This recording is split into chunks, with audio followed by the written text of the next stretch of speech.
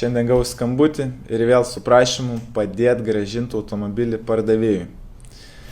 Situacija ten komplikuota, tikrai mes nebesiveliam į tuos dalykus ir atsiprašom visų norinčių, kad atliktumėm šią paslaugą. Bet trumpai jums papasakot pagalvau būtų naudinga, kad jūs pasimokytumėt ir taip nedarytumėt.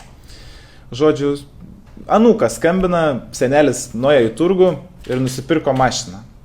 Nedarykit niekad taip. Neikit tiesiog į turgų ar į aikštelę ir nesirinkit tos mašinos, kurią jums siūlo pardavėjas. Nes daugiausiai šansų, kad jums įsiūlys pačią blogiausią mašiną aikšteliai, kuris sunkiausiai parsiduoda. Nes jūs esat tokioje situacijoje kaip avis vilkui einant į mišką. Įeisit į tą aikštelę, apsuks aplink pirštą ir bus tikrai blogai. Nedarykit taip. Ir atsiminkit, kad mes nebeužsiimam pagalba grąžinti automobilį pardavėjams. Tai tiesiog trunka per daug laiko, per daug nervų. Turit patys būti adekvatus, pasitikrinti prieš pirkimą, įsivertinti ir po to jau prisiimti atsakomybę. Arba suras tas, kas dokumentaliai prisiims. Pavyzdžiui, kaip mes. Duosim garantiją varikliui pavarų dėžiai. Kie.